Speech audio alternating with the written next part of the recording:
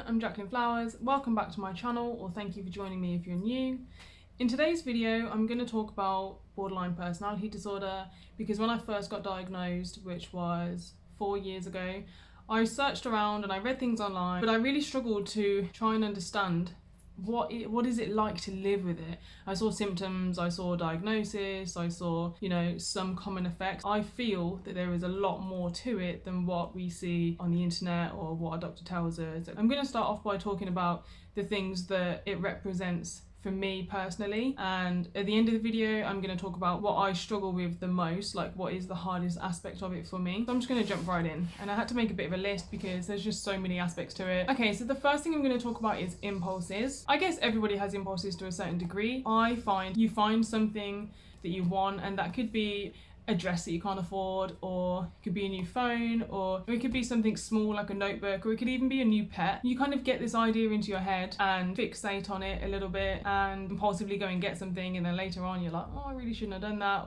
And people definitely tell you as well, like, you're being impulsive, and you kind of know that you're doing it, but it's really difficult to rein it in. Attachments is another big thing. I find that my attachments to people are kind of dramatic. For no obvious reason, I can kind of attach myself to new people that I meet some way more than others. Work's a really good example. There may be somebody there that you value way more than other people. You don't really know why it happens. It just happens, and it's okay. It's not always a bad thing, but it's definitely something that I live with, and I think that a lot of people do live with. Black and white view on life. Kind of self-explanatory. I struggle to process a grey area. The way I see a lot of things really is all or nothing. For example, if you're going for a rough patch, everything is so hard right now. Like, everything sucks, everything's bad. Everything is going wrong. But if things are really good, oh my god, everything's amazing. Like, there's no kind of, oh, okay, this thing's going well, but this thing not so much. Obviously, that's not always the case. Misconceptions and manipulation. This is a big one. You read all the time, or you hear from people all the time, that people with borderline personality disorder are manipulative. I'm not saying that some people aren't manipulative. Everybody has that ability. I'm not saying I'm definitely not perfect, but I try my hardest to be really conscious of if I'm overreacting or how I'm behaving. The only way I have kind of seen this in myself is if something happens and then my response may be, oh, okay, so now you're doing this and now I'm upset, and so I'm just not going to do it. I don't know if that makes any sense, but do you see what I mean? I'm not trying to be manipulative, and usually as soon as it comes out my mouth, I'm like, wait, hold on, that's not cool. And I kind of rein it in. I'm like, no, it's fine, don't worry about it. I find it really easy to kind of slip out an argument that you kind of use as a bit of guilt on the other person. That's what I perceive as my own version of where I can be manipulative. Frantic behaviour. Frantic behaviour is a big one for me. And what I mean by this, I get really hyper and I will be up here and I will be bouncing off the walls. I'll be jumping around just like a toddler full of energy. It's literally like you've drank too many sugary drinks and your child has gone crazy and they're all over the place. Then at the end of that, I normally crash hard. It leaves me feeling so tired and so drained and exhausted. Another version of this is, you have that mood and you want to be a bit of an a-hole to people. Maybe I'll just want to throw everything around that I can see, or tell everyone around me to go away, and I suppose it seems really moody. It's difficult to explain that one because I don't really know why I'm doing it. Reckless behaviour, things like spending money or drinking. I don't think that I actually deal with this one as much. I think the only time that I have reckless behaviour is, for example, I've had an argument with somebody close to me. I have a bit of a tendency to get in my car, put the music on really loud, and just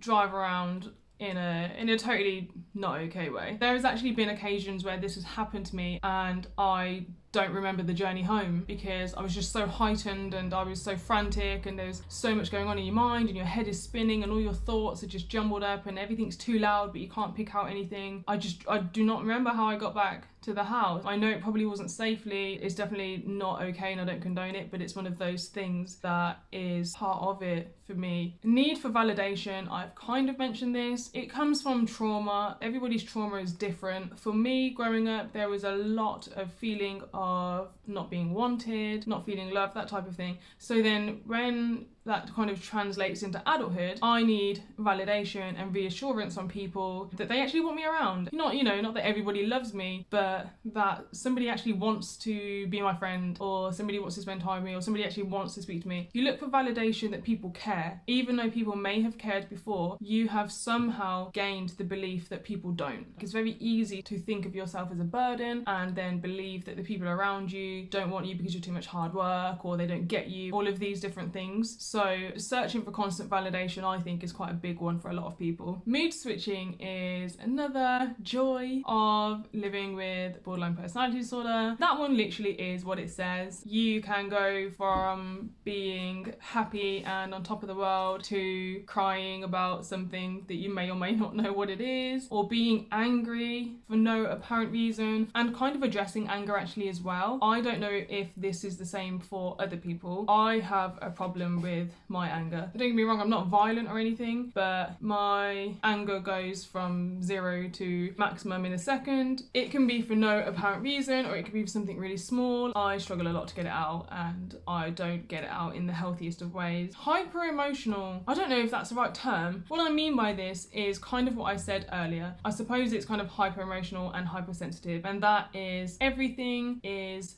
massive. Every reaction, every feeling is massive. And a really good side to this actually is that sometimes I will be in the most loving, happy mood ever, and I'm sat here and thinking, I'm so grateful for everyone. I'm so grateful for my life. I'm so grateful for my children. I'm so grateful for my job. I will start sending messages to people around me saying, I really appreciate you. I really value you. But some people are kind of like, oh, thank you. And some people are like, what is she on about? It means that I literally message everybody in my life and I'm like, you mean the world to me. Thank you for being you. You're an amazing person. So yeah, that's the thing. Like I say, that's a good thing. Paranoia, I find I don't struggle with too much. I was actually talking to a friend earlier saying how sometimes I do this thing and it makes me feel completely kind of on another level of not okay. Sometimes I can feel like everyone's against me, and it doesn't happen very often, but it can be a series of not hearing back from like a bunch of people that day. Maybe you have like a crappy text from somebody and then someone was a bit off that day and then something else happens. And then in my mind, sometimes I'm like, everybody's against me. This is a conspiracy. Something's going on. Everybody's falling out of me and I don't know why. That sounds, it really does. It sounds a bit mental, but sometimes it's just what happens. Like I say, I don't suffer with that so much, but I have had it, even though I'm able to kind of rationalize it away and be like, no, that's ridiculous.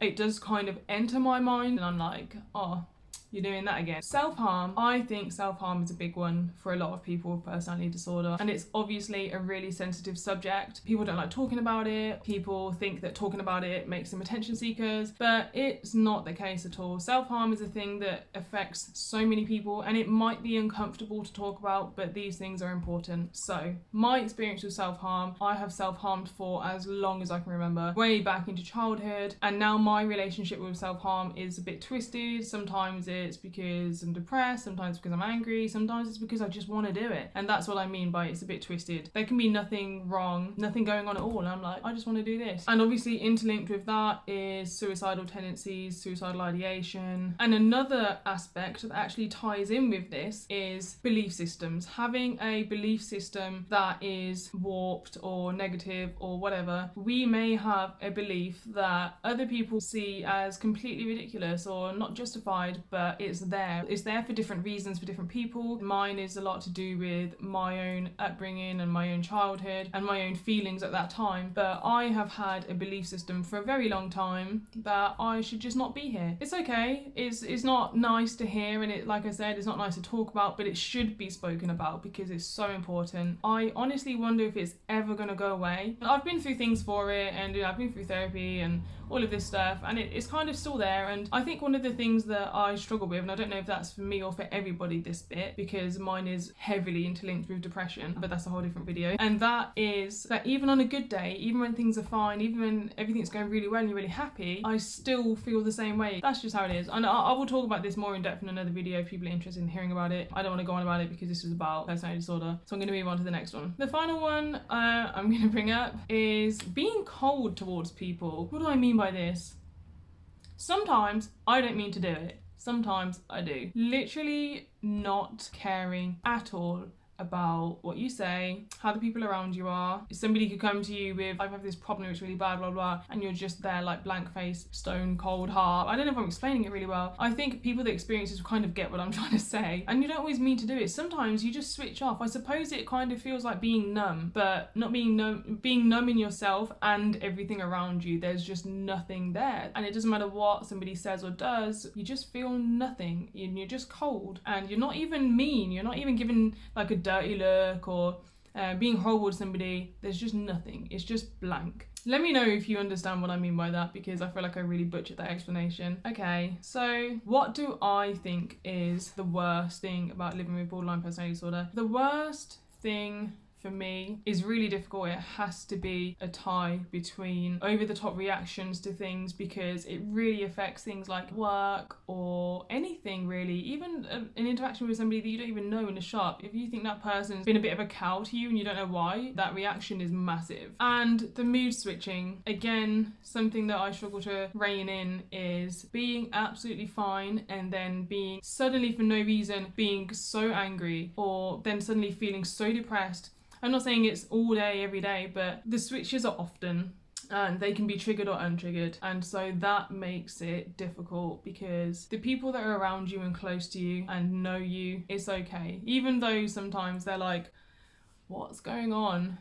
But to people who don't know you, or you're around new people or whatever, it can be difficult trying to explain, or not even trying to explain. One of the things that comes with that is the perception that exists around borderline personality disorder, and that is that people think you're really moody. There is a thing out there that people with BPD are just really moody people, and that's not the case. It affects our mood. The other term for it is emotionally unstable personality disorder. I don't really like that term, but sometimes I like to use it to get across, look, this is the issue. My emotions are unstable. They're difficult to regulate. I hope somebody found this video helpful, because like I said, when I was looking, I was really trying to understand what parts of me are me and what parts of me are the PD. That was something that I really struggled with when I first got diagnosed, because I got told, oh, you have this, go and research on it and read up some textbook stuff. It didn't really give me much insight into day-to-day living or all of the aspects that could be there. So that's why I kind of wanted to make this, and that maybe somebody else who has just been diagnosed, or somebody who says, oh, these, you know, this is what I live with. Do other people with BPD have this? Or is this bit just me? And let me know kind of if any of you agree or disagree, like what you guys have going on, what you live with, what is your reality of borderline personality disorder. And also just really quickly want to get across that it is not all bad. I am happy to maybe kind of make or plan a video where I'm talking about the positive sides, and if you have any ideas on kind of thing you would like to see me talk about, definitely just let me know. Thank you for watching my video. I hope to see you again soon. Bye for now.